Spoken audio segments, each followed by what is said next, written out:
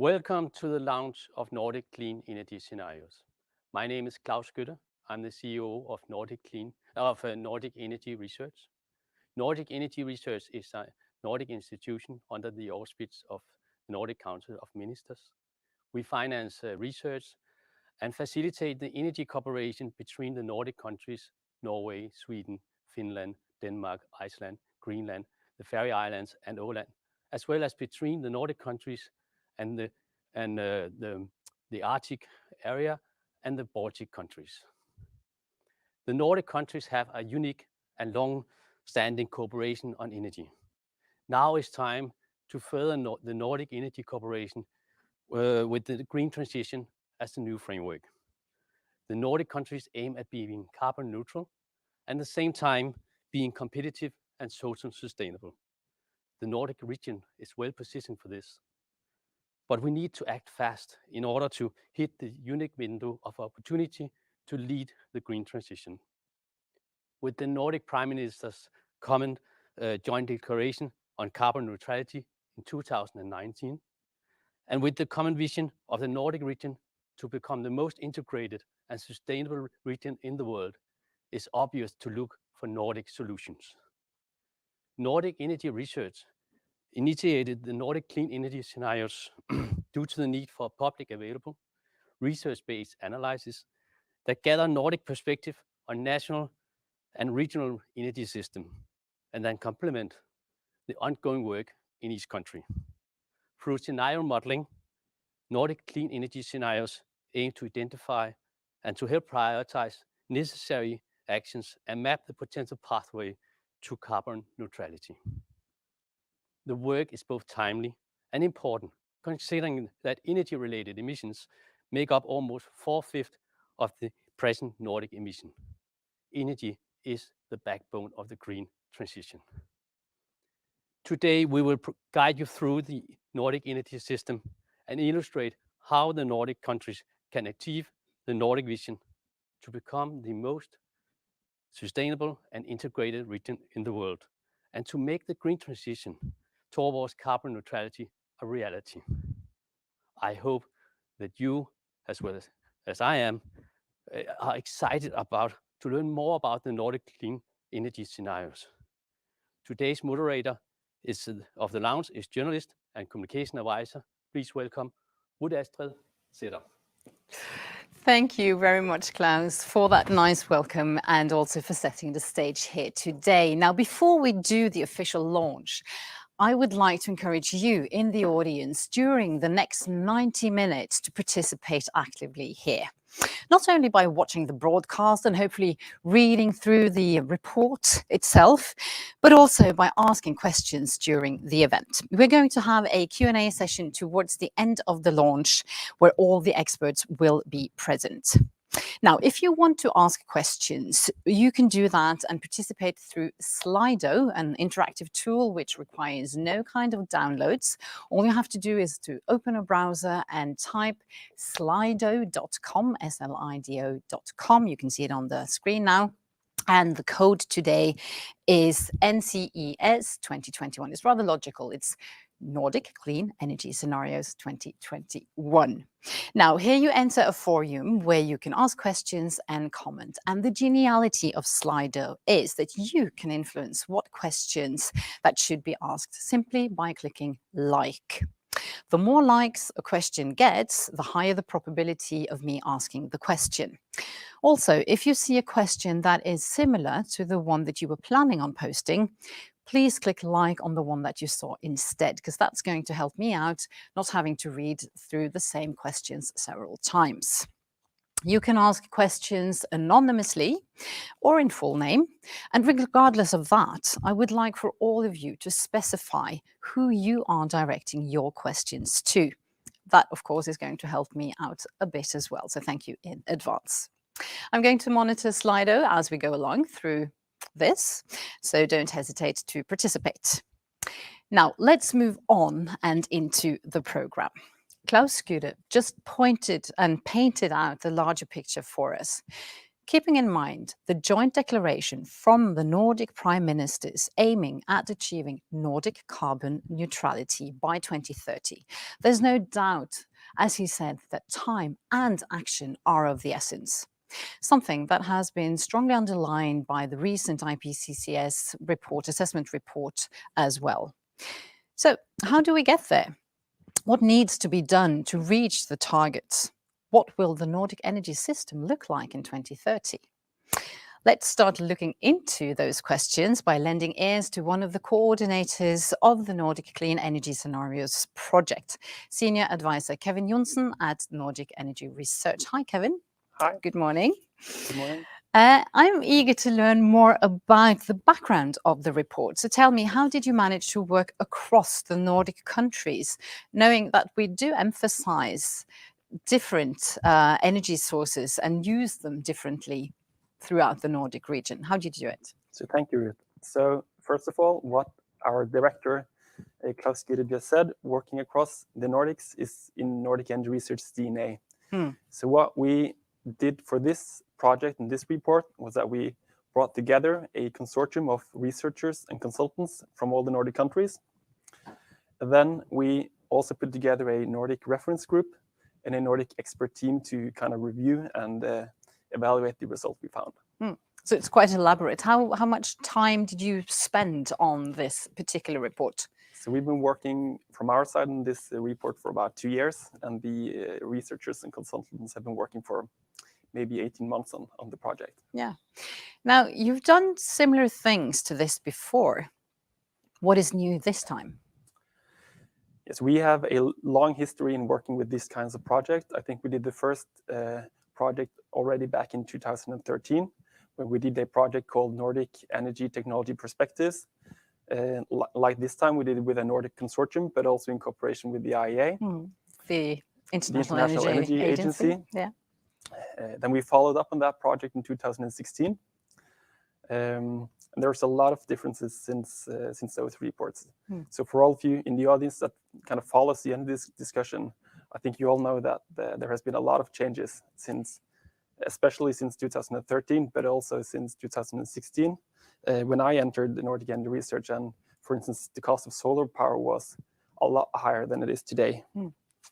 We've also seen as you mentioned, the Paris Agreement and also the new assessment report from the IPCC that also highlights the necessity to kind of get the speed up and get these changes done. We should have done it yesterday. Yeah, of course. So, but looking into what we did differently in the analysis this time compared to the other projects, first of all, due to the need to reduce emissions faster, we have changed the target for the projects. In 2013 and 16, we also looked at the carbon neutral scenario, but back then we regarded that as a 85% reduction, and then the 15 remaining percent of emissions would be offsets. In this report, we look into a fully decarbonized energy system in 2050, while the greenhouse gas emissions actually are net zero in 2040. So that's even more ambitious Yeah. in many ways. And at the same time, we see that we have the pathway to this end goal is even more bumpy than it was perceived to be earlier on. So how do you close this gap? So what we also did this time compared to the earlier reports was that in the earlier reports, we had the targeted scenario where we wanted to be, and then we compared that to a business as usual, usually more or less 4-degree scenario, and with a slightly more ambitious, a 2-degree scenario. And we looked at what kind of extra ambition was needed to get to this carbon neutral scenario. In this project, we kind of took it for granted that we wanted to get there. But then we also recognize that there might be different ways of reaching that target. So we've developed 3 different scenarios that all, through different societal pathways, reach the targets that we would like to aim for. So what are these 3 scenarios, Kevin? So we have 3 different scenarios. We have the carbon neutral Nordics, where we focuses on the national targets of the Nordic countries and look into how, or investigate how to reach those in the most cost-efficient way. And then we have the Nordic powerhouse, where we dive deeper into how the Nordic countries also could reach the Nordic targets, but also help the remaining parts of Europe in their transition by providing carbon capture, electricity, and synthetic fuels through Power-to-X. So that's a great business opportunity then for the Nordic. Could be a great business opportunity for the Nordics. Yeah, and the third? And the third one is carbon neutral behavior, where we look into how changes in material efficiency and energy efficiency could help ease the transition. So what would be the effects on the energy system if we, for instance, if the passenger transport traffic for planes don't reach higher levels than we had in 2019, for instance. You said carbon neutral twice, but it's climate neutral behavior, isn't it, for the third scenario? Yeah. Is there a difference between climate neutral and carbon neutral that you would like to elaborate on for us now, or is that too complex to do in 2 minutes? So in our scenario, what we aim for in 2050 is a net zero emitting energy system. So the energy parts in 2050 is actually net zero. What we reach almost 10 years before that is a greenhouse neutral emission system, but that's also taking into account the uptake we have in the land use change and forestry sectors as well. So I would say that going carbon neutral might be even more ambitious. Right. Well, I think we should say thank you to you, Kevin, so far, because we're going to meet you again later on. But it's time, don't you think, to dive into the details of the report and, of course, the scenarios, but most of all, maybe the 5 solution tracks that have been pointed out and defined through this report. So I understand this has been a huge effort to end up in this report, and you're going to tell us a little bit more about that later on. But so far, Kevin, thank you so much. Thank you so much. And to go into details, we have with us the project manager, CEO Marcus Wråke at Energiforsk in Sweden, and the project's scientific manager, Kenneth Carlson, who is co-founder and partner at Energy Modeling Lab in Denmark. So I think we're going to have them on the screen with us now. Good morning to both of you, and it's nice to have you with us. Hi. Now, we have a treat for you in the audience today. Not only will these 2 guys, Marcus and Kenneth, take us through the different solution tracks in the report, you will also get an additional insider's view. It's almost like an opponent, if you want, to the 3 technology tracks that we're going to hear about, i.e. Power-to-X, Bioenergy, and CCS. So now, dear audience, you can just lean back and get ready to be inspired and enlightened. And once again, please ask questions through our tool, slido.com, as we go along. NCES 2021 is still the code. Marcus, I know that you are eager to get started, and I'm going to leave the digital floor to you quite soon. So please tell us, what are the 5 solution tracks that you are suggesting, and why is direct electrification the most central one? Take it away, Marcus. Thanks, Ruth Astrid, and good morning, everyone. So let me just start then with introducing you to these 5 solution tracks that we've used to organize the research. We have this myriad of solutions that we can use to decarbonize our system. They all pretty much fall into these 5 tracks. And I'm just going to quickly take you through them. So the idea, of course, is to get rid of this big chunk of fossil fuels that we have in the system. And at the core of all our scenarios, we have direct electrification, where we replace fossil fuels directly with electricity, often combined with a battery. An electric vehicle is a good example. Then we have indirect electrification, or Power-to-X, where X is a fuel, where we use electricity to produce a fuel, often through hydrogen, which in turn then replaces the fossil fuel that we want to get rid of. The third chunk, or the third sort of solution track, is bioenergy. Of course, bioenergy already today is a keystone in the Nordic system, and we believe it's going to remain so for a long time. It's got many benefits, and we're going to hear more about how we can realize those in the scenarios later on from Kenneth Carlson. Finally, summing up this kind of technology aspects, we have carbon capture and storage. When combined with bioenergy, you have the BECCS solution, which basically means they can remove carbon dioxide from the atmosphere. That offers a possibility to ease the pressure on other sectors, buy us more time, and over the long term, most scenarios, when you look beyond 2050, we actually need to have those negative emissions in order to reach the long-term climate targets that we're set out to do. And then sort of on top of these 4 technology tracks, we have sort of a raster of lifestyle choices and behavioral changes that we may or may not do, that may create an easier pathway, or indeed make it more difficult to reach the targets that we've set out.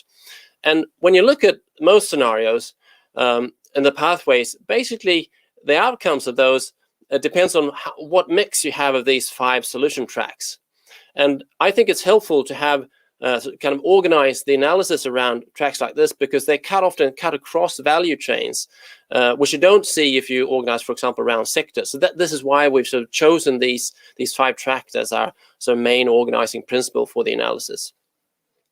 So starting then with the first of these tracks, direct electrification, as Ruth Astrid said, it's really sort of at the forefront, and for good reason. I'd like to start with not emission perspective, but rather the efficiency properties and the benefits of electrification, direct electrification from an efficiency standpoint. Because looking at the example here with transport, what the graph shows here is how much energy you need to put in to transport one person 1 kilometer in the Nordic countries today. And when you look then what happens in our scenarios, you see a dramatic improvement in efficiency. And most of this actually is explained by direct electrification, just simply because an electric engine is much more efficient than an internal combustion engine when you use gasoline or diesel. And as a result of that, we see, especially in transport, direct electrification already accelerating, in particular in passenger. So what you see here is the stock of passenger vehicles in the Nordic system between now, 2020 at the top, where gray and black are the diesel and gasoline engines, moving very rapidly towards almost full electrification around 2045. And this is on the road. So what this means is that by 2030, we're probably seeing the last internal combustion engine sold in the Nordic region. And this is simply because it's cost effective. Most people today, it's cheaper over the lifetime of a vehicle to own an electric vehicle than a gasoline or diesel. This is not surprising. I don't think anybody's sort of, you've seen this before basically, but perhaps more controversial is that we basically see the same kind of development when you look at the trucking scene and goods freight. Just it's delayed by 5 or 10 years. And again, this is driven by the rapid decline in battery cost and the improved performance. They get more dense, they get smaller, lighter, and cheaper. And 5 years ago, we didn't see this at all. We saw a much greater reliance on biofuels and hydrogen as the sort of main routes here, simply because the batteries seem too heavy and too expensive to use as the main alternative for heavy freight. So this is maybe the prime example, but if we zoom out and look at across the economy, what we see in our least cost scenarios is a sort of an increase in the demand for electricity across all sectors, but perhaps not as dramatic as what you might get the impression from the public discourse. Now, Kevin alluded to one scenario when we look at more energy intensive development in the Nordic region, which we call the Nordic powerhouse scenario. And what you see is a much greater increase in electricity demand, in particular driven by this pink area here, which is the production of electrofuels and hydrogen. So this is kind of reflects this great potential and the great benefits of electrifying processes and services directly that we see in our scenarios.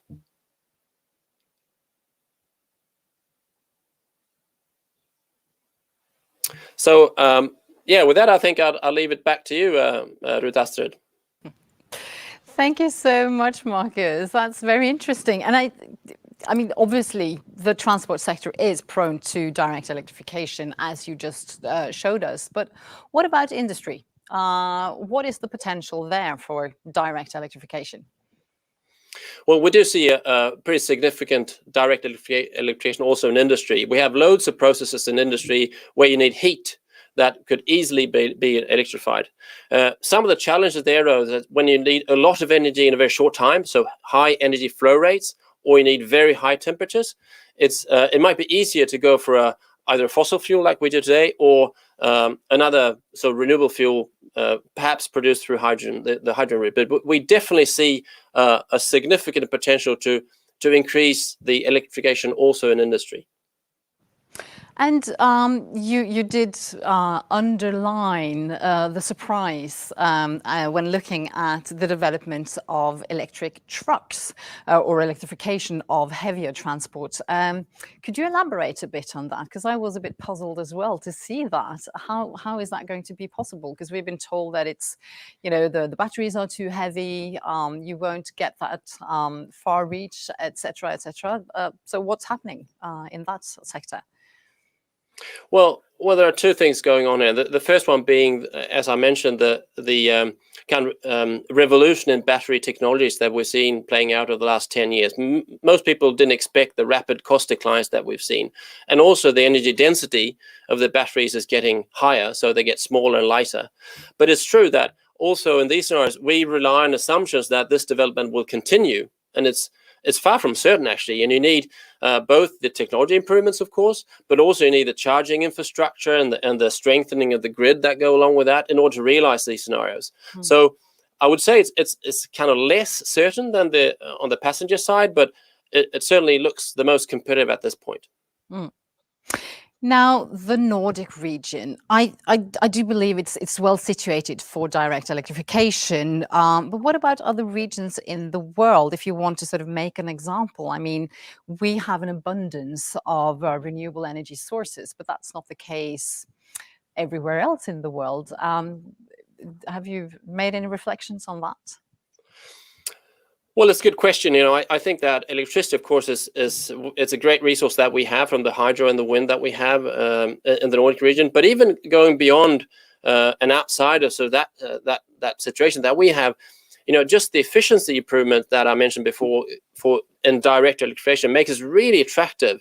In particular, if the resource, in this case electricity, is scarce, then you need to be very careful how you use that energy resource. So I think the ways that you're going to produce and distribute the energy and the electricity will be very different if you go to a sort of emerging economy or an economy where you don't have access to the abundant resource that we have.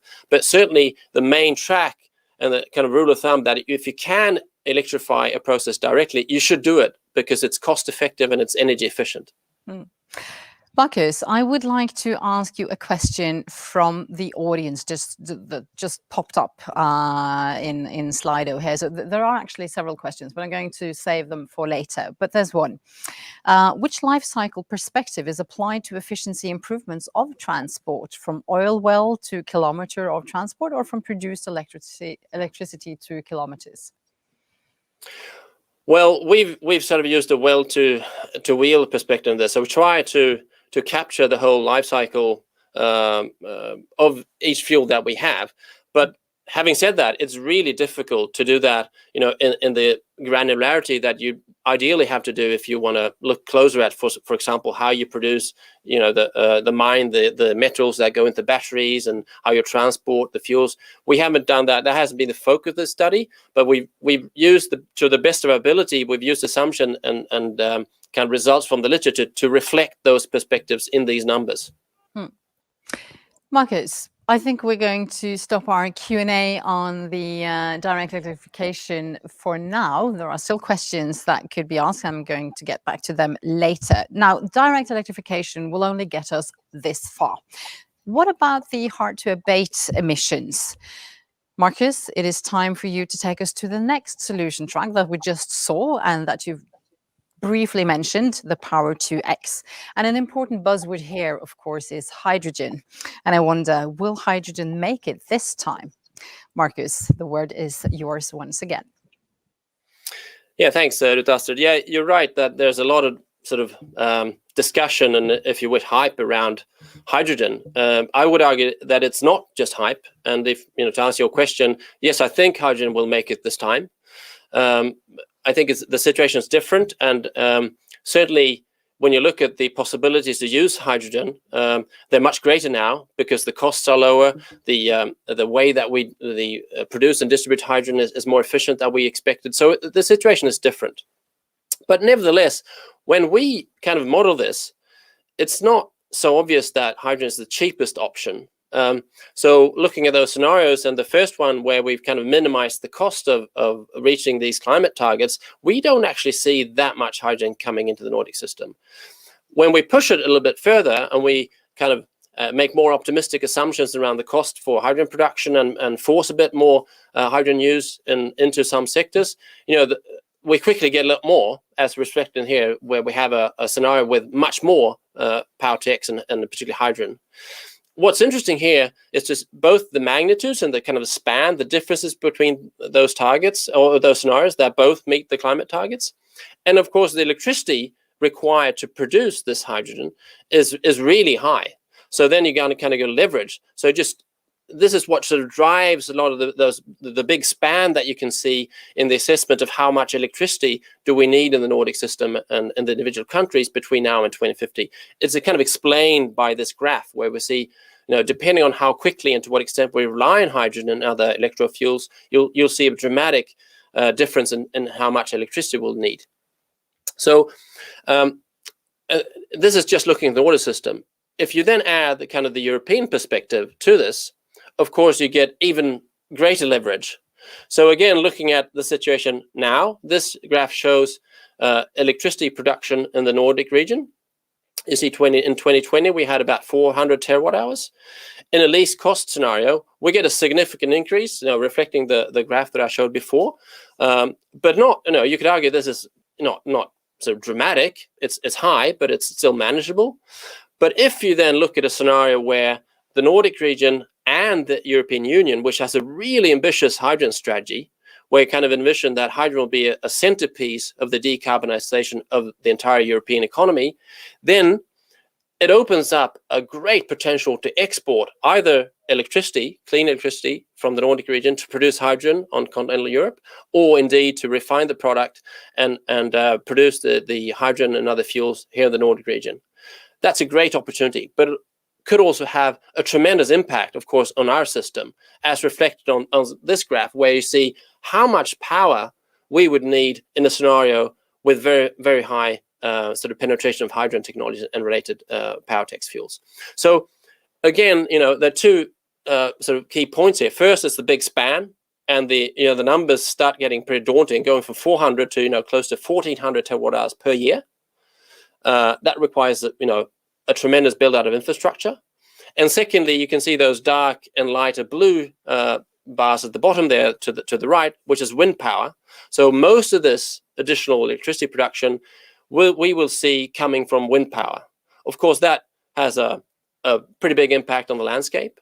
Right now, offshore wind looks more expensive than onshore wind, but perhaps it's worth paying a premium to get some of those turbines out of sight, so to speak. Some of the fuels that we need can also be produced on offshore situations and exported directly without even reaching the shores of the Nordic countries. So, but this kind of raises loads of questions around social acceptance and feasibility of these scenarios that I think is kind of not recognized when you talk about this hydrogen and Power-to-X track, which again has a lot of attractiveness in it because they can produce high temperatures, high flow rates, long ranges of vehicles and so forth. So when you look at particularly wind, I think it's not going to be limited by cost competitiveness or lack of demand for clean electricity, but rather how many turbines, to put it bluntly, are we willing to accept in our landscapes in the Nordic countries? So it kind of raises a lot of questions around this track that has not so much to do with the technology properties, but also other sort of political and social aspects. Thank you, Marcus. And as you said, you're raising a lot of questions, and we're going to add some questions here now, because it's time to invite today's first opponent to the digital scene. Dr. Birte Holst Jørgensen is senior researcher at DTU Wind Energy in Denmark, and she's an internationally renowned expert in energy science, technology, and innovation policy. Her CV is quite substantial, and we can't go through it all, but I would like to point out that she was director of Nordic Energy Research between 2005 and 2009, according to her, some of the greatest years in her career. Now, she is ready to challenge the report's conclusions on hydrogen and Power-to-X. So, Birte, what are your initial thoughts on this particular solution track? Thank you very much for inviting me to give some tough questions to the authors. But before that, I would like to congratulate you with this comprehensive and well-written report. I enjoyed exploring the pathways and the solutions tracks. And I noticed two things. One, that decarbonization is unlikely to push the wholesale electricity prices up. And two, coming from DTU wind in all scenarios will have a prominent role. But to my first question, when looking towards 2030 and 2050, it's also good to look back on previous expectations and scenarios. And just 15, 20 years ago, hydrogen was also very high on the energy policy agenda, with enormous expectations to the development of the hydrogen economy. And just let me remind you that we had the first public refueling green hydrogen station in Reykjavik in 2003. We also had the clean urban transport for Europe and test of 27 hydrogen fuel cells buses in 9 cities, including Stockholm. We had the Scandinavian Hydrogen Highway Partnership with extension from Gothenburg to the Norwegian Hynor, and also to the Danish hydrogen fuel buses in Copenhagen. And just to mention the EU attempt at that time, the president announced 2.5 billion euro for two large initiatives, the hydrogen with large-scale production of hydrogen and hydrogen about hydrogen communities back in 2003. Neither of these two initiatives were realized except for two small feasibility studies. So, Marcus, what is the main difference, except from the cost reduction, or what, from today's expectation to Power-to-X and then the hydrogen hype 15, 20 years ago? Well, I think the main explanation really is about cost. You have, first of all, the cost of producing clean electricity has come down more rapidly than most people thought back then. And secondly, also the production equipment to produce hydrogen, so the electrolyzers basically, have declined more rapidly than most people expected. And also notably, we expect that rapid decline in cost to continue. So that's kind of one, and I would say the most important reason why the outlook is more positive now. But then you also have, a great push from the EU, as many countries in the EU have sort of preclude the use of other energy carriers like bioenergy for other reasons, and they strike other options off the list. You kind of end up with hydrogen as being one of the only alternatives. And as we are connected to the European Union system, if there's a great push to innovate and roll out hydrogen there, we're going to see benefits also in that realm in the Nordic region. And finally, I think a third aspect is that the pace of change that we see is necessary now, and the targets that are being put in place are so stringent that you need solutions like hydrogen that you perhaps didn't envision 15 years ago, when you had more time basically to do this. Okay, my second question is that that different ways of producing hydrogen, they have different colors, the green, the blue, the pink, and also the gray. The traditional way of producing hydrogen today is by reforming natural gas.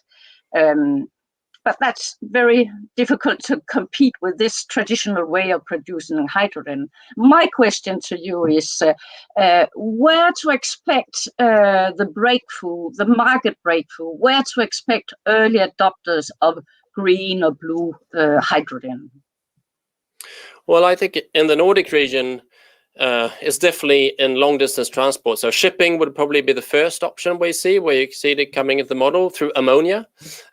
Aviation is probably the second. So those are the kind of no-brainers because it's hard to find other solutions. Then you have a lot of chemical industries in the Nordic region that use hydrogen as a feedstock, where they would probably be quite early adopters as well. Then of course we have, especially in Sweden, we have a few steel companies that are pushing to use hydrogen to revolutionize the steel production. So that looks pretty likely. So in the Nordic region, those are kind of the 4 areas where we see it coming in soonest. If you look globally, the really big one that we don't talk much about is fertilizer production, where you use tremendous amounts of hydrogen that currently are produced, like you say, through natural gas reforming mainly. But then you have mentioned all of them. So which one will be the first? Actually, I just referred shipping. to I think if I had to choose one, it's shipping. Shipping, okay. That also corresponds with the recent DNV report, where they expect 42%. Oh, they're good people at DNV, so yeah, hopefully we're right. Okay, my last question is that when we invest so much political capital in indirect electrification in Power-to-X, I worry that the continuous incremental R&D related to renewables and of course also wind energy and the transformation of the power system is forgotten. So my last question to you is how to balance the expectations, avoid hype and assure a continuous focus on technology R&D irrespective of contributing to direct electrification. Yeah, well, that's a hard question to ask a researcher, right? We want to have more resource to everything. But if I had to choose one, you're right. I think that direct electrification, as reflected in our scenarios, is kind of a clean electricity and direct use of that is at the core of everything. So I have to choose one. That's where you should put the emphasis. But since we don't know, it's true. We don't know what's going to happen. We don't know if these assumptions and expectations are being realized. I think it's wise also to kind of not put all eggs in one basket and also spend research on other sort of potential pathways. And you could mention, high efficiency, large scale heat pumps, not talked about a lot, but has got tremendous potential in some areas of industry. You have, the whole flexibility issue. How can we increase the flexibility of the existing system using existing infrastructure? What policy instruments are necessary to create the incentives to roll out the charging infrastructure? So there are loads of areas, like you say, that kind of lie beneath the hype and are necessary to get going to realize these scenarios. They are pretty ambitious. You guys, the image of me on the screen is a sign that we have to move on, but I could have listened to you for hours. It was very interesting and inspiring. So thank you so much. And so far to Marcus and to Birte, because we're going to meet you again later on. And I can assure you there are lots of questions coming in and continuing to challenge you. So we're going to get back to that later on, because now it is time to move on into the journey of the different solution tracks and look at how the role of bioenergy in the Nordic energy system will be played out. How substantial will it be in 2030 or even in 2050? Kenneth Karlsson is now ready to give us some answers, and he is also ready to be challenged by our second opponent in a while. But first, let's get an overview of the potential of bioenergy in our Nordic region. Kenneth, the digital floor is now yours. Take it away. Thank you, Ruth. As Margaret mentioned, we don't see bioenergy go away. And we are saying here in our report that the role is changing, but it's still important. And what we see years back in the old studies was that bioenergy would be used a lot for heavy transport, shipping and aviation and so on. But as the electrification kicks in, as Marcus just mentioned, then we actually see another role for bioenergy, and it actually releases some bioenergy for other purposes. So I'll just start with the 3 takeaways from our analysis on bioenergy, and then I will go a bit deeper into some of the results. So this development we see in transport electrification will lower the pressure on bioenergy, and and that will give us opportunities to still have bioenergy play an important role in the system.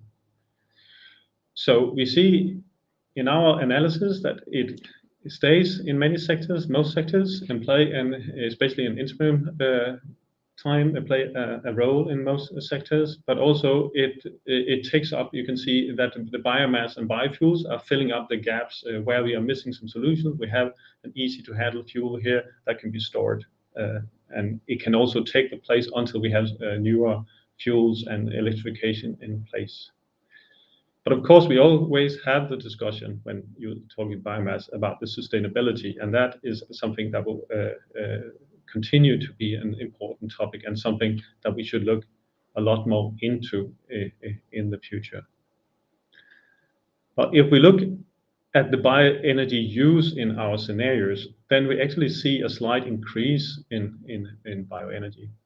So here, if we take the carbon neutral scenario, we can see that in 2020 we were using around 350 terawatt hours of biomass and imported biofuels. The light purple is imported biofuels, and then we can see a slight increase to a little above 400 terawatt hours. And the changes we see in this period is that we see industry and commercial and agriculture is using slightly more biomass, while in power and heat sector we see a decline, maybe not as strong decline as was expected before. Then on the top we see that more and more of the biomass goes into producing of fuels, biofuels and so on. So we're not only seeing that the power to X fuel comes in and to fuel the shipping and aviation, but also biofuels to a large extent. But how is this different from what we've seen before? So I just put the old study here from the Nordic Energy Technology Perspective from 2016 to see what demand we were envisioning in that study. And you can see that here, especially biomass to produce biofuels was a huge demand. And that was actually the big challenge we addressed in that study, that the Nordic actually had to import biomass to make the transition, which was critical. So what we see today, mainly because of electrification of the transport sector, we see that actually we have a much lower demand for biomass, bioenergy in 2050. And more important is actually that we stay within the potential we have in the Nordics. This potential is from a recent study by Poiro, looking at the Nordic countries' potential for bioenergy in 2030 and 50. So we can see, so even though we increase the demand, we still are able to keep us within the potential we can see. But of course, that is not now we say this what will be also discussed a lot in the future is but how much can we then use to energy, because there will be other demands for biomass, and we haven't been looking a lot much into that in this study, but just pointing out that this will be the discussion to come, how to ensure that we only use sustainable biomass and how much can we actually use for energy when we need the biomass for chemical industry and materials as well. Thank you so far, Kenneth. And I guess part of that discussion might be arriving here today already, because as I said earlier, we have another expert ready to challenge the findings and the conclusions in the report. And specifically on bioenergy. And I'm soon going to invite Oras Tynkkynen to the digital floor. He is a senior advisor at Sitra, the Finnish Innovation Fund, where his main focus is carbon neutral circular economy. He is also, amongst others, partner at Tyrski Consulting, providing expert services in the fields of climate, energy, and sustainability. Today, he joins us to discuss bioenergy, the vast field of bioenergy. And I know that he has several questions for you, Kenneth. So, Oras, without further ado, what are your comments and questions regarding the report? Well, let me also start by congratulating on the analysis. I've read the report and I find the analysis solid and robust. But I do have some critical points to make about the role of bioenergy indeed. One thing that struck me in the report was that you stated that in the Nordic context, biomass is not a scarce resource. And here I have to disagree. I do think that sustainable biomass in particular is a scarce resource already today and already in the Nordic countries. And I find there are several reasons to that. One is something you already alluded to, which is that we are already today importing biomass. And when we import biomass, we export the environmental impacts of producing that biomass. Secondly, there is always an opportunity cost related to using biomass. If we use less biomass, we would have more space for using forest as carbon sinks and storages. And then finally, already today, our biomass use is having a quite sizable impact on nature. For instance, here in Finland, it is actually the way we use our forests that is the biggest primary driver of biodiversity loss. And that, of course, cannot continue as it is today. So this all leads me to ask the question if we are indeed relying a bit too much on biomass and if we should explore more the sustainability constraints on the amount of biomass we can actually use in the future. Yeah, thanks a lot, Oras, for these very good questions. And of course, they are not easy to answer. But so just let me make it clear that like when we have done these scenarios, we are trying looking at different options, reaching carbon neutrality. We're not saying this is how to do it. And we have some limits that we work within, and one of the limits was the available biomass. But this is very much up for discussion. And as you said, we're already importing a lot of biomass to the Nordics, and that is why we have made a sensitivity study where we block the import of biomass to the Nordic Sea. Can we actually manage without importing? And we can, as we can see, these are what the resources I show here is Nordic resources. But if we don't block imports, we will import because it's cheaper. Some fuels and some biomass residuals are cheaper from abroad. So, and we see that a lot today. Denmark is importing a lot of biomass, for instance. But these sustainability issues and biodiversity issues are very important to take into account. And when we are getting this amount of biomass in the solutions, it's not saying that this is the level that we need. We could actually go much further with electrification that we have done. But when we ask to get the cheapest solution, as we have done here in our modeling system, then we still, because a lot of biomass biomass is really cheap to use, and it's easy technology to use in the boilers and so on. So, but we could, if we get some constraints on the biodiversity or something, or we want to use it for other things, we could put more pressure on that resource in this and see, okay, what would be the next, and then industry would have to electrify more than we see in our results here. Indeed, and let me also use the opportunity to really congratulate you on the sensitivity studies or the variants, as you call them in the report, because they really touch upon the key issues, I find. My second point would be related to the future prospects of biomass use, because my understanding is that there will be a growing competition of the scarce sustainable biomass resources, especially when it comes to circular economy, where we want to replace our fossil and other non-renewable resources with renewable ones, most notably biomass. And actually, Sitra commissioned a study recently from Material Economics looking at the supply and demand of sustainable biomass in Europe. And one of the conclusions there was that the expected demand for biomass would probably be 40 to 100% larger than the expected supply of sustainable biomass. So there seems to be an increasing competition of this very limited scarce resource. And I understand that your study looked at energy specifically, and you did a really good job at that. But as this is an integrated system and there will be other users for that very same pot of biomass, I wonder if you can discuss that a bit. Yeah, but I fully share your concern here, and I could just say that when we are doing studies like this, then you find you bump into some challenges. Last time that when we did the Nordic ETP from 2016, we pointed out that this amount of biofuels needed for the transport sector was a big problem, because can we import biofuels to the Nordics when we have so much biomass here? Probably not in the future. So that was like we put up like this is a big challenge.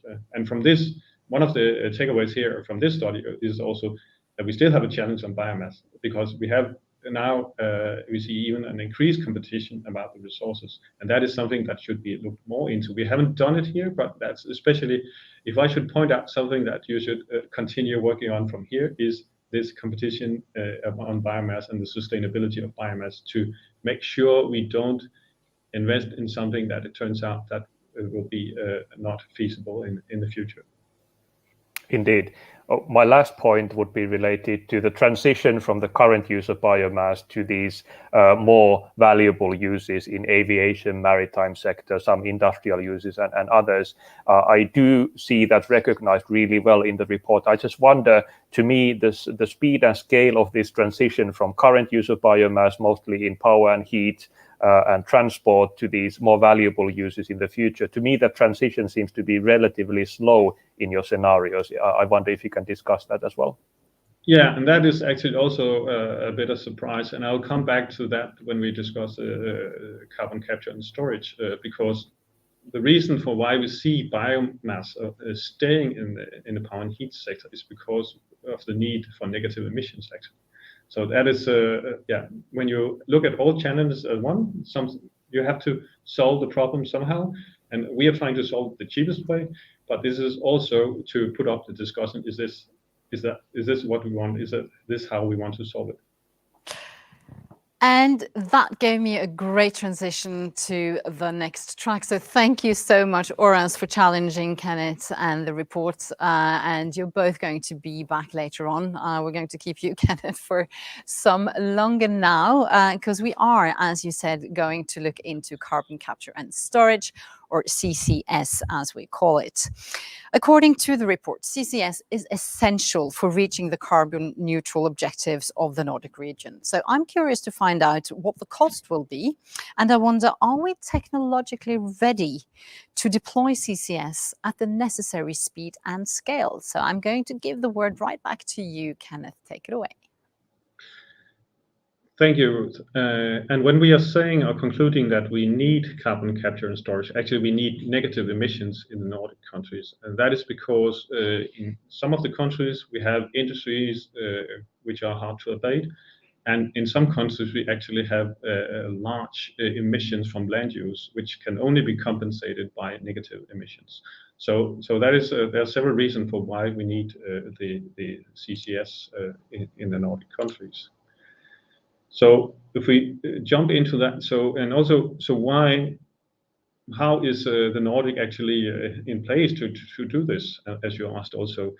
Are the technologies there, are the facilities there, and so on? But actually, when we look at the Nordic countries, we have a huge potential for storing CO2 on the ground. We have old oil and gas fields, we have saline aquifers in Denmark, we have a basalt rock in Iceland, which actually can store a lot more CO2 than we can ever emit from the Nordic countries. So there could even be a business case for the Nordic countries to take CO2 from other countries or international companies.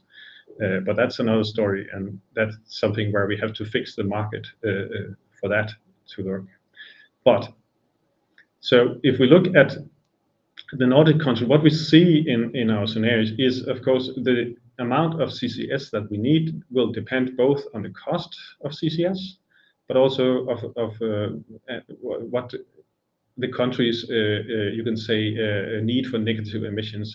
And we just take a look at the map here, then we can see that Iceland actually need a lot of negative emissions because of their land use emissions mainly, and also because they have ambitious climate targets.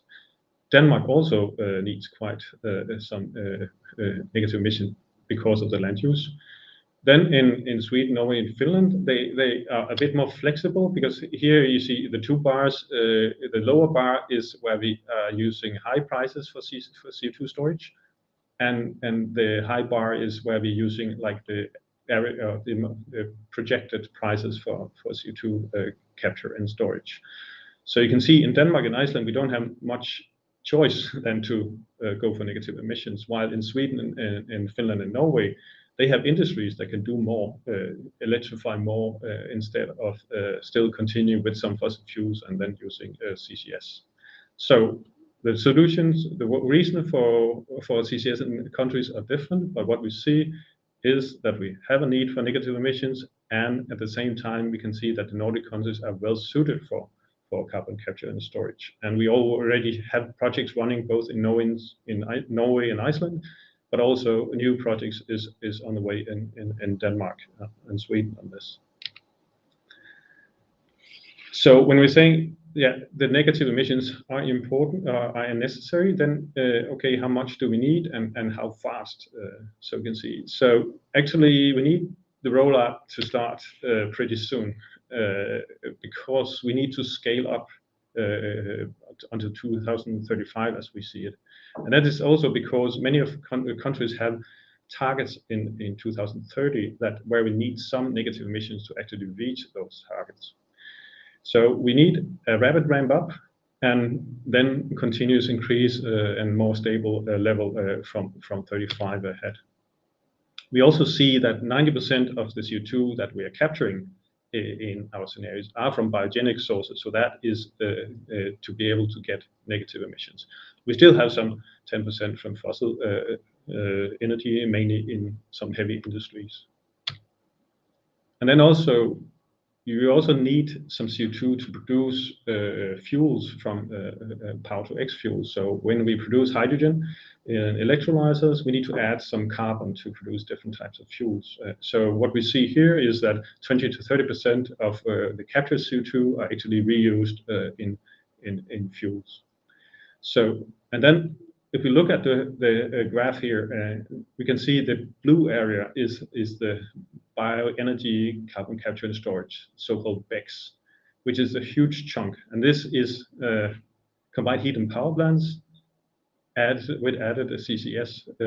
So here we use biomass for producing heat and power, and then to capture the CO2. And actually, this is mainly one of the main surprises in this study, is that we keep so much CHP with bioenergy, which is like in Denmark, it was envisioned that this should be phased out because we shouldn't use the biomass on heat production, heat and power production.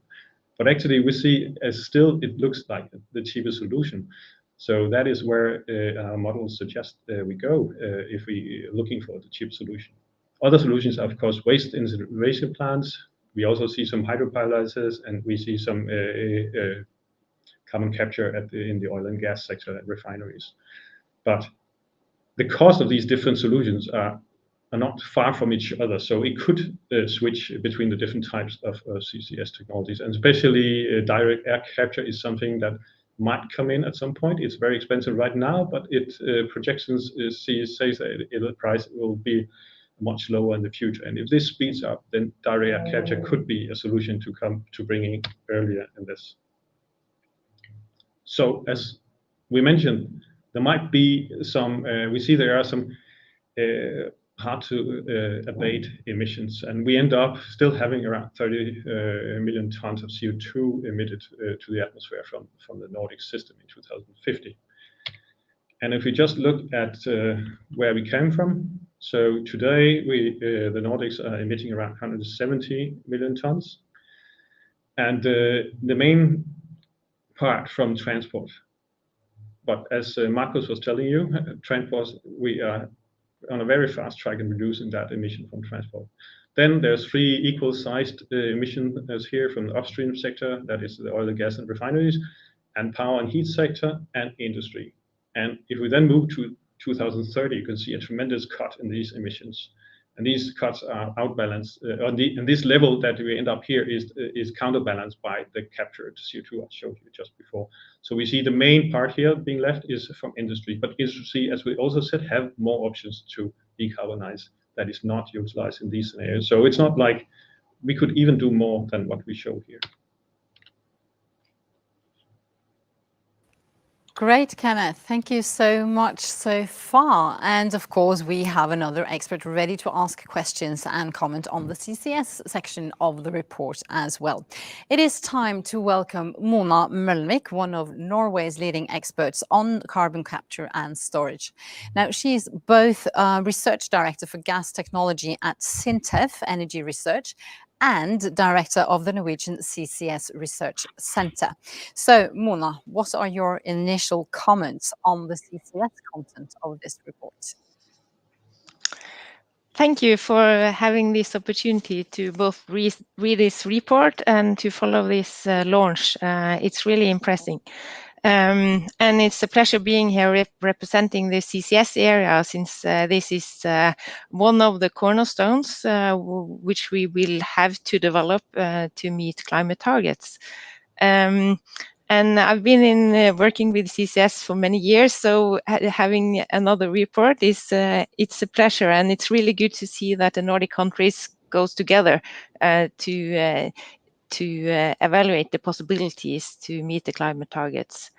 In 2015, there was scenario, a vision for carbon capture and storage towards 2050, launched in the Nordics Center of Excellence, funded by the top level research initiative, the Nordic top level initiative. And the ambition then was surprisingly almost the same amount of CO2 captured as you have in your report, a little bit less than 20 million tons of CO2 per year. But it had a wider span of sources for the CO2. So we have had some years now developing the CCS area further. In between, we have had the European taxonomy coming, and just since the January 2021, the price of emitting CO2 in the ETS scheme is has increased from a little bit above 30 euro per ton to over 60 today. So my first question is, are you ambitious enough in this report when challenging the CCS for the Nordic countries? Shouldn't the Nordic countries capture and store more CO2 than you suggest? Thanks, Mona, for the question. And yeah, so it's all the matter of your boundary conditions and what you include in your analysis. And here we have included the Nordic countries, and actually we linked the energy system model that represents all sectors in the Nordic countries with a power system model for all of Europe, especially to track where to produce hydrogen, where we also have the electrolyzers. But what you're asking here is also, we should also track where to actually capture the CO2. So we haven't done that on a European scale, and that could be very interesting because, as I said, the Nordic countries have huge potential for storing CO2, and we have the facilities, we have the knowledge and know-how, and so on. So when this international market comes, and it will, then the Nordic players are in a good position to do that. So we haven't looked into that potential, but obviously there is a huge potential for the Nordic countries storing CO2 for others. Thank you very much. And then my follow-up reflection is related to hydrogen production. Since I understand you have used the green route from renewable energy via electrolyzers to hydrogen. called green, and we know we also have the possibility from producing hydrogen from natural gas with CO2 capture, then called blue. And we heard earlier today we have many colors of this hydrogen. And in a recent report called Hydrogen for Europe, it was estimated that Europe would need maybe 100 million tons of hydrogen by 2050, and there will be a mix of blue and green. So can you make some comments to this, not including blue in this study? Yeah, so you can see for the cost minimization scenarios, we don't see so much hydrogen coming in because other solutions turns out cheaper. But because we expect a future demand for hydrogen on a global market, it will be interesting for the Nordic countries to look in that direction, especially as you see the big European market here. So, and I must admit, we haven't looked into this competition between blue and green hydrogen. And as I said, it is a green hydrogen we choose to export from the Nordics in the high power to X study scenario. But this is, like I said, on the biomass, it needs further work on where is the resource plenty and who should use the resource in the future. And we still also on hydrogen, this needs more studies on exactly the competition between blue and green hydrogen. And so this will very much depend on the demand. Will the demand be for green or blue, or is blue also acceptable, and so on. But definitely it's an option for, especially in Norway, to produce blue hydrogen. Thank you. Mona, as you can see, I'm on the screen again. If you have a very quick and short question, I'll allow you to ask it. Otherwise, we have to move on. But do you have a quick question at the end? Yes, I have.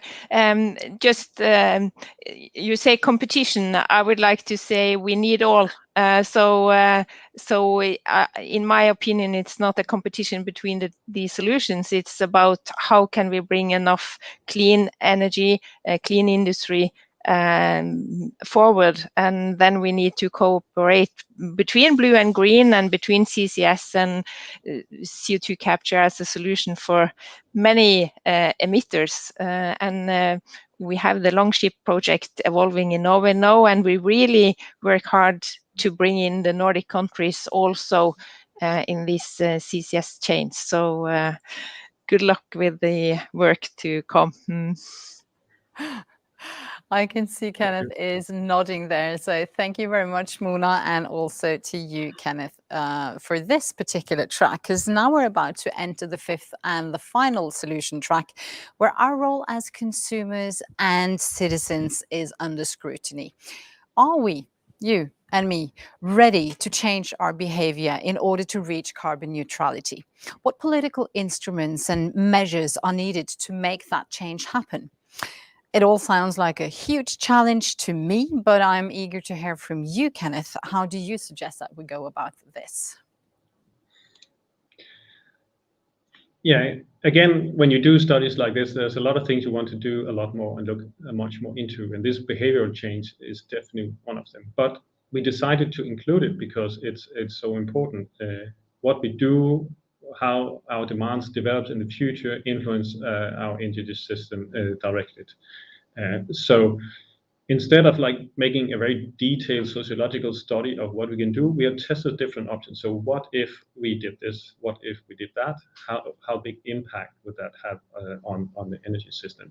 And as you notice here on the figure here is that the idea with behavioral change is that it can squeeze the amount of needed energy. So and of course, when you reduce the size, the amount you need, then also you make it easier to actually reach your target because you don't need to install so much hardware to actually supply it. So if we dig a bit deeper into what we actually have done in the carbon neutral behavior scenario, that we want to just look at some parts of what behavior influence could have on the results. So passenger transport is a big thing, of course, in this. It's huge energy consumption, and today also a biggest part of the emissions. So what if the passenger transport stabilizes on 2019 level instead of increasing as always assumed in these scenario analysis? How would that affect the results? And also we look at what if consumption is reduced. So we have a reduction in output from industry at 10% in 2050, which should reflect that demand is changing by the population, that people tend to maybe spend their money more on leisure, on going to the theater and other things instead of buying durable goods. And then another point that we have found interesting here to include is what if we increase car sharing? Well, how could that impact, especially the cost of this? So these are the things we have included. And if you look at the bars to the right here, you can see our final energy demand divided on fuels in 2020, and then in the carbon neutral scenario and the carbon neutral behavior scenario. But maybe the change is not so big. What we see is a reduction in demand by 7% in 2050, which doesn't seem a lot, but actually there are some changes that is worthwhile looking at. But also you should remember that we have, like, for all the scenarios, we have the same target, same emission reduction target. So that means if you lower your demand, then actually you give room for the model to spend more energy on, like, industry, like being less efficient some places. So it also depends on how you're doing such analysis. So we could really go much further with these reductions if we were focusing on how far can we go with this. So just bear that in mind during the presentation here. So, but if you look at one of the things where we can see where the changes in behavior would have huge influence on the result is transport. So if you look at the demand for transport we had until now, it has been, like, slowly increasing. There's a dip in based on Corona. You can see it aviation. The dip is a bit larger. So we have on the left we have the transport per capita, the passenger kilometers per year, and to the right we have the used fuel for aviation. So in the carbon neutral scenario, our central scenario here, we see a continued increase of the transport demand as, like, continuing historical trends, and that causes we assume that the aviation goes back to normal, and then the drop in the fuel is not because we not keep increasing demand for aviation, but because the airplanes becomes much more efficient in the future. When we then look at the carbon neutral behavior, then we assume a drop in demand, and of course that drop that goes both for cars, but also like it's all passenger transport, so also aviation. And you can see this gives a huge decline in fuel needed for aviation, of course, and that is money saved. But of course, you can say the price you pay is you don't go abroad as much as you would like to do, maybe. So there's and that is the case with the behavioral change, that there's a price to pay, but maybe the price is okay if you exchange it with something else that give you meaning in life. So, and just to mention this drop, both the drop in fuel of cars, but also the car sharing part. If you one car shared in a car sharing pool or something can actually replace 5 to 6 privately owned cars. So you can see if everybody, we are not assuming everybody, we are assuming like 20-30% population switch to car sharing, then you can actually reduce the amount of cost tremendously. And this means, together with the fuel saving, that this scenario is 10 billion euros cheaper a year in 2050 than the carbon neutral scenario. So it really it have a huge influence on the cost, and of course it have influence on our daily life because we are changing how we are living. So there is the behavioral part that where we can influence our demand by changing our behavior and demanding things that are not so energy consuming. And then there's the whole part about public acceptance I just want to illustrate also, which is very important. And Marcus mentioned it in the beginning, because when we are building out, when we are going to produce more and more electricity to supply to cover all the sectors who are going more and more electric, we need wind power and solar power. So if we look at the amount of wind and solar power we have onshore today, it looks like this. But in the future scenarios, we need a lot more to cover that demand. And if I showed you what was offshore, this is extremely much more than this. But just to say, so just in our carbon neutral scenario, we more than double the amount of capacity for wind and solar, especially solar onshore. And going to the Nordic powerhouse, it's increased a bit more. But if we also look at the high power to X scenario, it's a lot more. So you can see, so we have relaxed so we have assumed in these scenarios that the public acceptance would be like this, so we can accept more and more wind and solar power. But it's also telling you that if we can't accept that, then we will increase cost of this transition, because then we have to move offshore with all the solution, and that is more costly. So you can see behavior and public acceptance have a lot to do with the price of the transition of our system.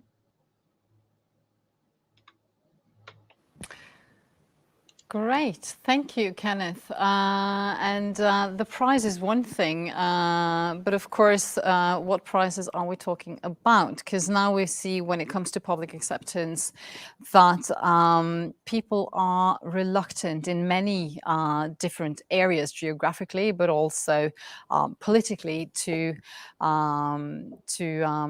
sacrifice nature on behalf of, for instance, this grid that you were talking about. So how do we solve that? Because, I mean, one thing is what we accept, another thing is how we do behave.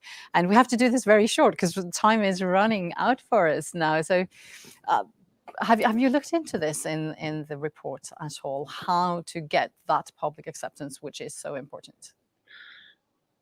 No, we haven't been studying what is needed. I know good colleagues at Beatrice's colleagues at DTU Wind have just released a study on that, on how acceptance of wind power can develop.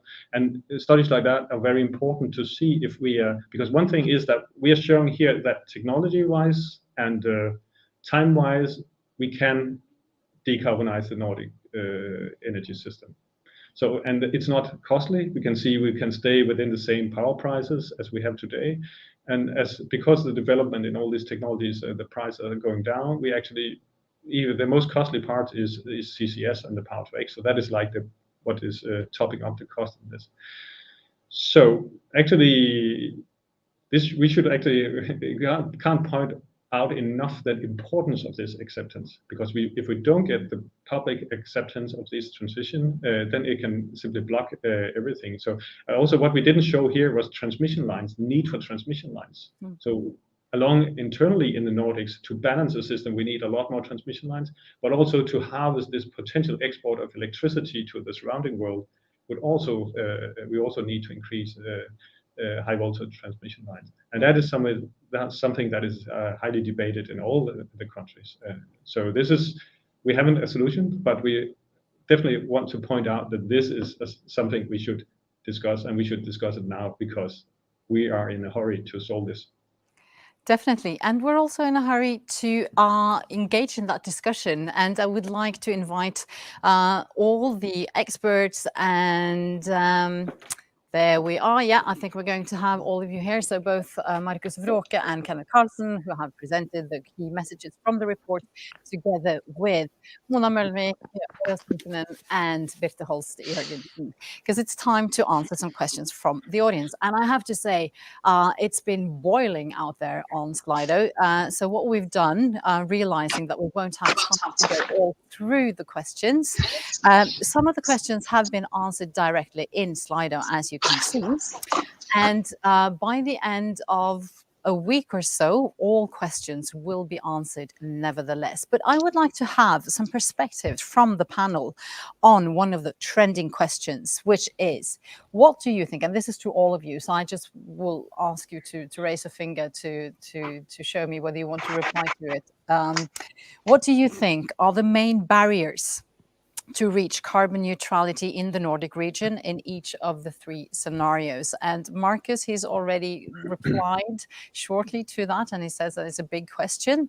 But to the rest of the panel, what do you think? Is it the cost? Is it policy? What is it? Or is it technology? Oras first, and then Birte. Go ahead, Oras. Well, incidentally, actually, just a couple of weeks ago, Sitra released a study looking at specifically that question, but in the Finnish context. And I recognize that there are differences, important differences between the 5 Nordic countries, but I think many of the main conclusions will still apply to the whole Nordic region. And we will start with the lack of clarity and vision about where we need to go. We have the carbon neutrality targets, but we don't necessarily have separate targets for sinks or negative emissions. We don't necessarily have sectoral targets, and we don't necessarily have the pathway to those very long-term targets. We very often lack incentives for some very key solutions. We talked about negative emissions and CCS. We don't have the incentives in place for those solutions to be attractive from a purely commercial perspective. So we need to introduce the incentives. And then finally, I would just add the different kind of bureaucratic permitting legal obstacles to making the necessary investments. Those are still quite significant in some regards. Thank you, Oras. Birte, you were fast in raising your hand, so go ahead.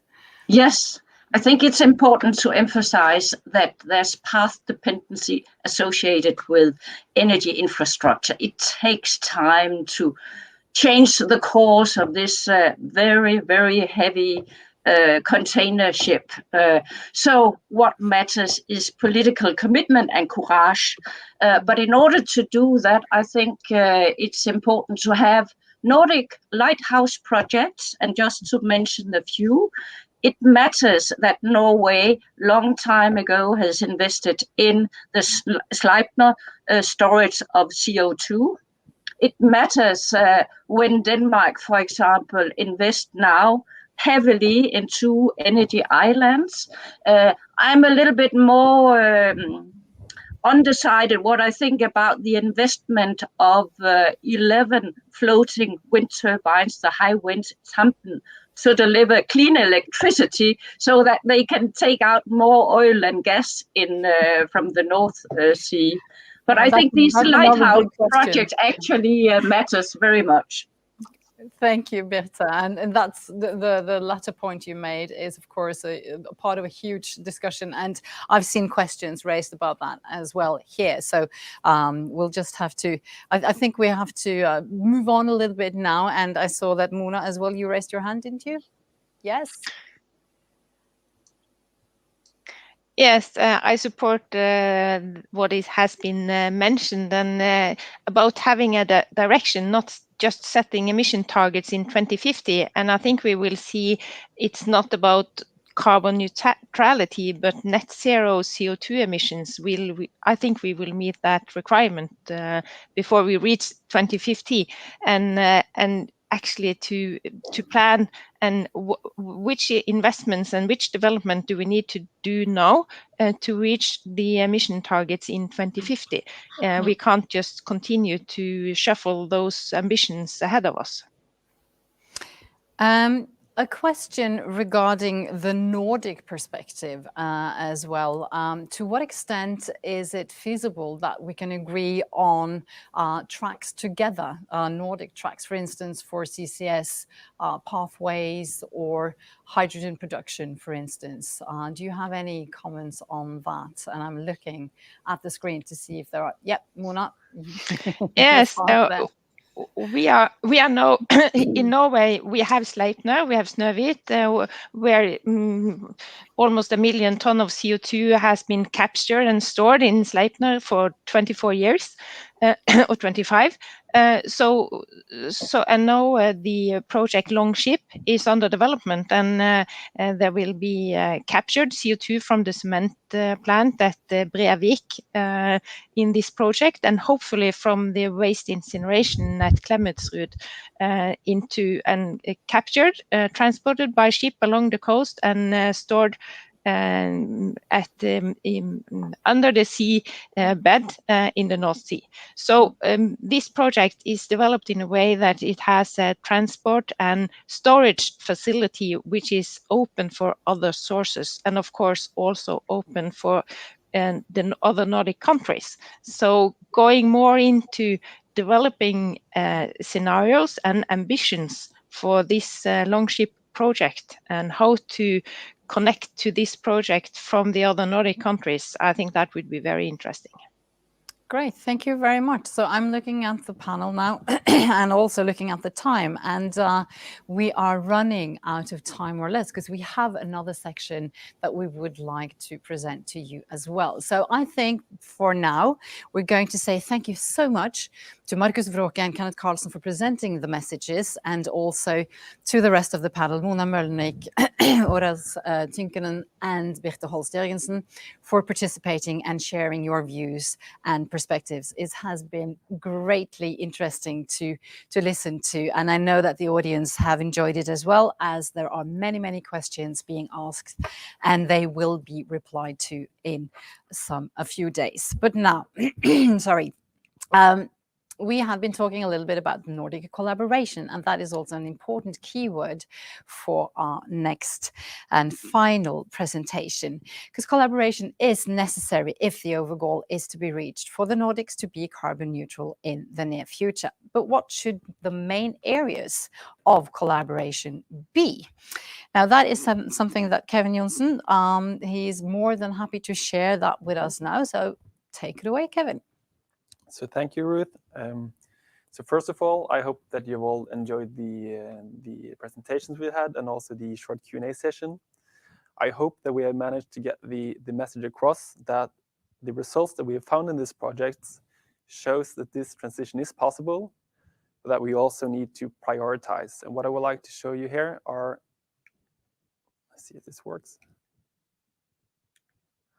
is that some of these there are some goals that we might want to achieve, but they might not be.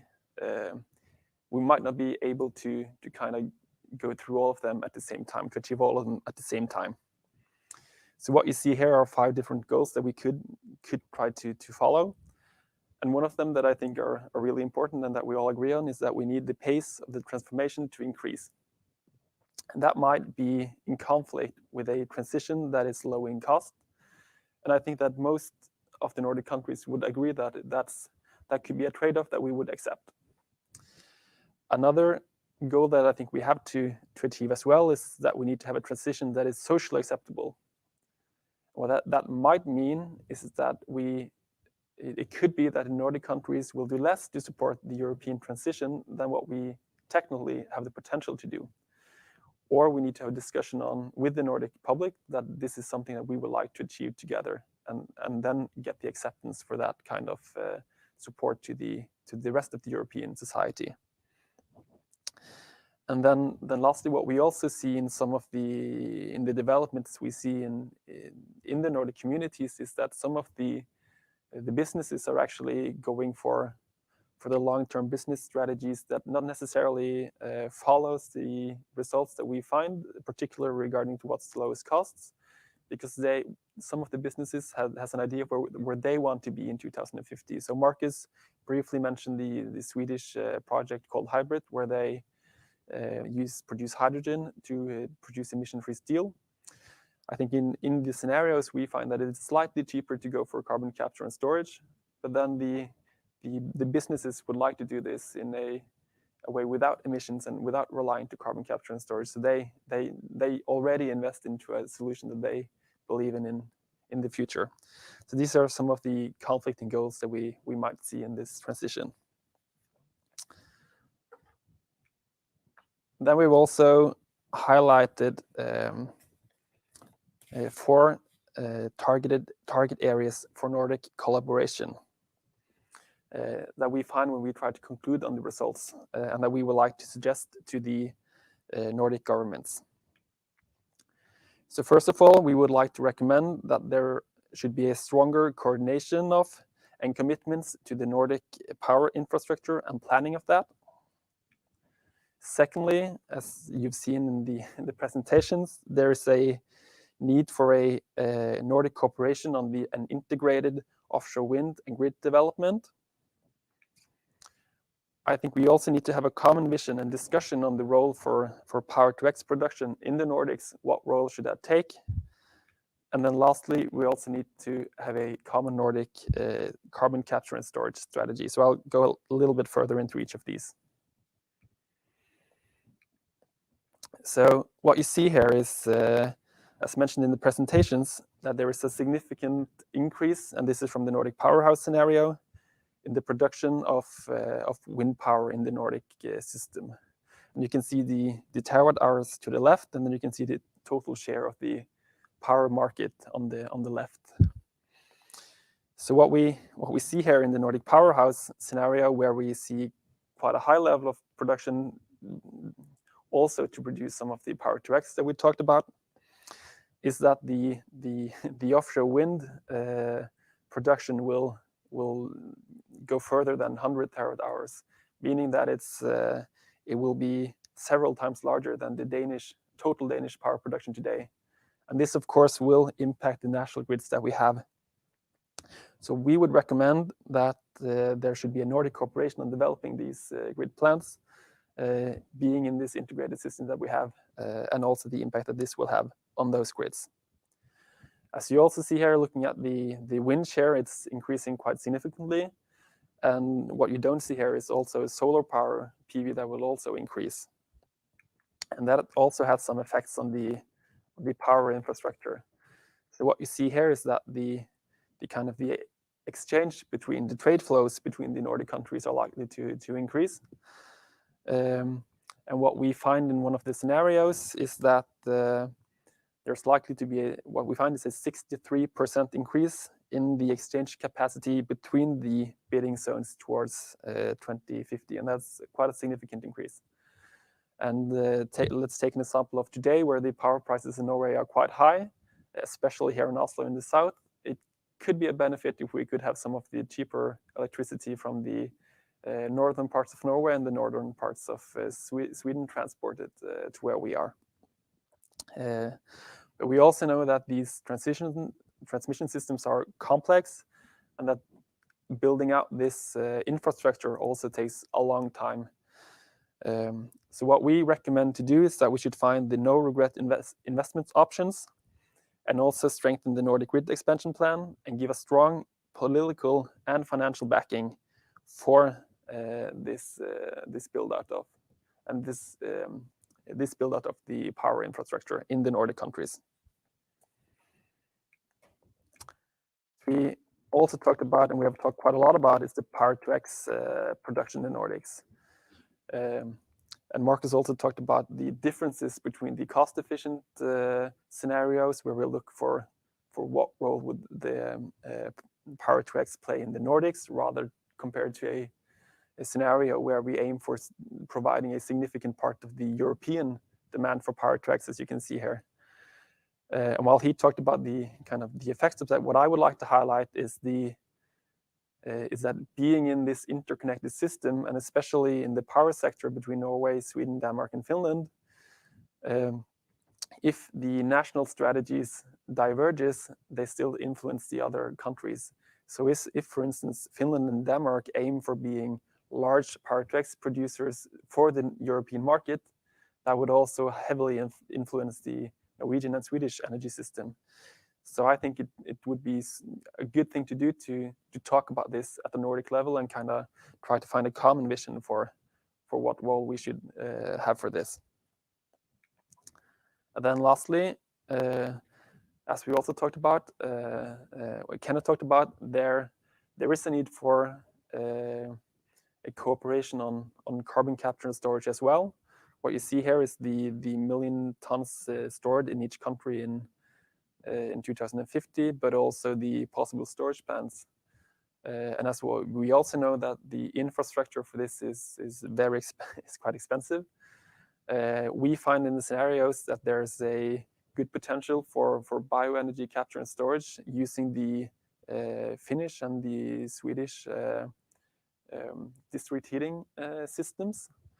But then we also find that the Icelandic and Norwegian storage places are quite suited for storing this. So there should also be a common Nordic CCS strategy where we can kind of build on those advantages each country has. So to conclude on this, we believe that a successful coordination in these areas will lead to a more efficient solution at a lower cost for the Nordic countries. And moving towards the end here, I would like to thank all the project partners for participating in this project. I would especially like to thank Energiforsk and the Energy Modeling Lab, but also IVL, NMBU, EA Energy Analysis, FEMA Consulting Group, Tekni, PUFU, and VTT for their efforts in this project. It has been a real pleasure to be working with you. And concluding, I also hope that all of the audiences would like to go to our website and download the report. You've only seen the tip of the iceberg. There's a lot of information in the scenarios that we would like you to look at. And for those of you who are extra interested in these sort of things, we also have other supplementary material available. So we have an open access model, we have a database with Nordic energy statistics, we have a technology catalog where you can look into all the cost estimates we have for different technologies, and we also have a web tool where you can dive into the different scenarios, test out the carbon capture and bioenergy sensitivity analysis, and compare the results for different countries. So thank you.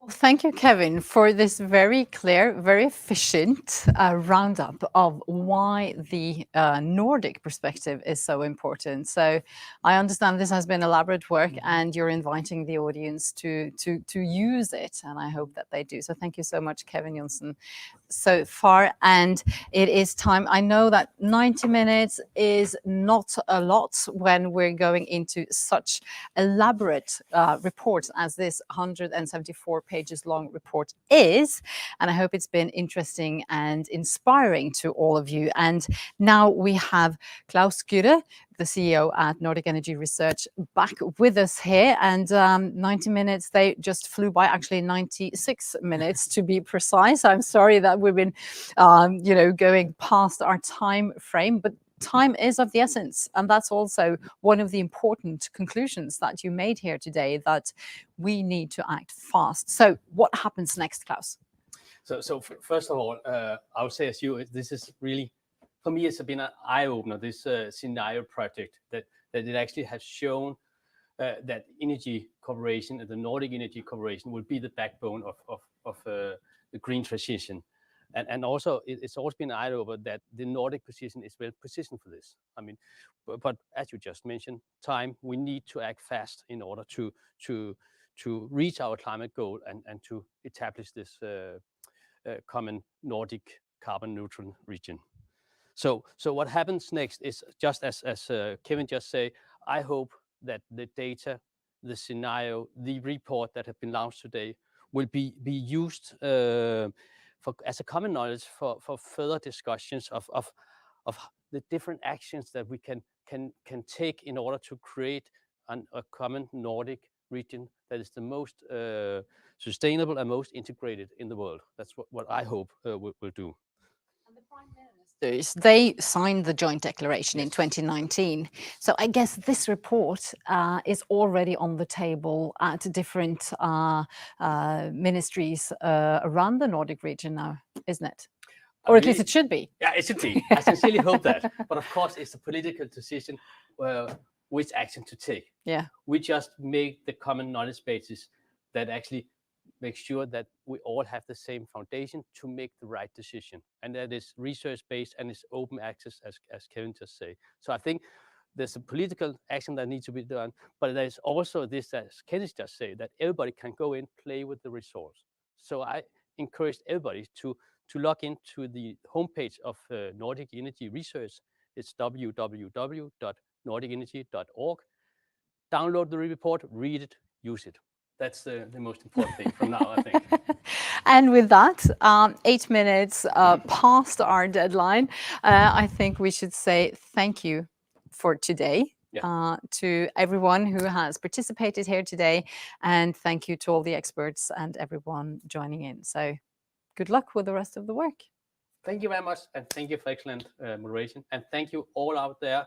More than 500 have signed up for this event. It really warms my heart to see so many joining in and actually following up on us. It means that our work is worth something, and then you rely on it. So thank you. Thank you and goodbye.